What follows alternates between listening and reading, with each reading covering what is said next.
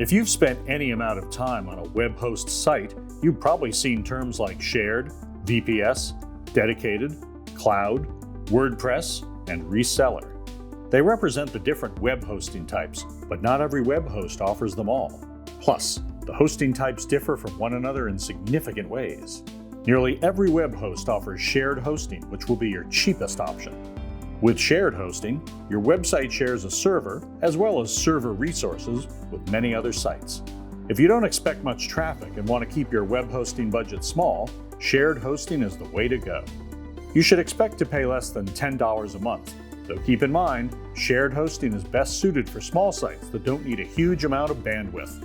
Since you're sharing resources with other websites, you should be prepared for the occasional slowdown. Larger businesses that expect big traffic to their sites should pick up VPS or dedicated hosting, each of which offers increasingly powerful server specs. VPS hosting is like a high-powered version of shared hosting, except that far fewer websites share a server's resources, which are also a bit more segregated.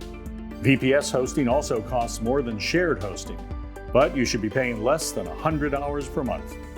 Dedicated hosting places your site on a server all by itself, so it can leverage a server's full power.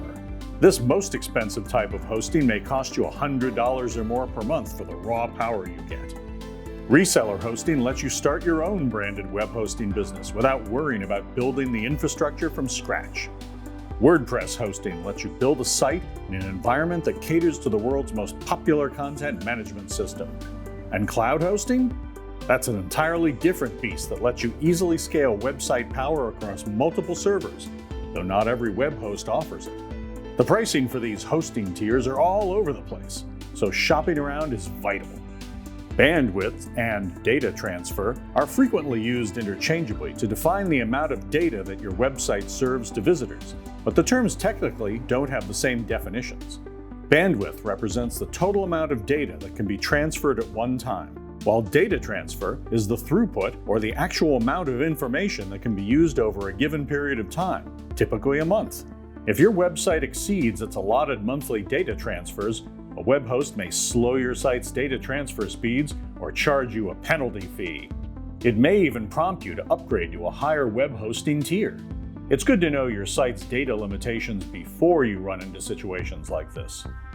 Web hosts will entice you to sign up for their web hosting plans by tempting you with a promise of unlimited storage or data transfers. In most cases, it's not a completely honest deal, as it almost always has limitations that vary by company.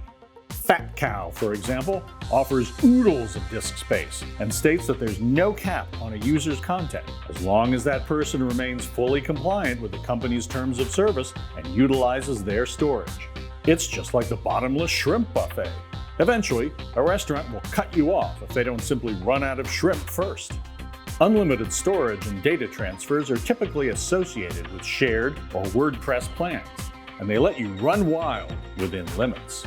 If your blog gets a steady stream of reasonable traffic, you'll be in good standing. However, you shouldn't expect to stream or upload 50 terabytes of data per day. You should consult a web host's terms of service or a customer service representative to learn exactly what you can and can't do within the scope of your plan's unlimited offering. For example, DreamHost states that it doesn't track bandwidth or traffic, so you never have to worry about those pesky overage fees. If you're looking to sign up for shared web hosting, you'll likely receive real estate on a traditional hard disk drive server. The advantage of an HDD-based server is the large storage amounts offered on the cheap. As you move up the hosting ladder, web hosts will give you the option to build a site on a solid-state drive. SSD-based servers are lightning-fast storage units, but they're quite pricey. So your SSD-based servers typically carry much smaller storage totals than HDDs. You'll rarely see 1 terabyte SSD servers, which is a number that's commonplace in the HDD arena. Nearly every web host offers Linux as an operating system option to power their servers. Even if you aren't familiar with Linux, you don't need to do any special work on the back end to build a website. That said, if your site needs the ASP or ASP.NET scripting frameworks, you'll need to run with the Windows Server operating system. That's because the script you write and the web page you produce will only function in a Windows-based environment. Microsoft apps such as Office or Outlook easily integrate with the server. The downside? Windows servers are incompatible with Linux-based open source software, unless you do some tinkering.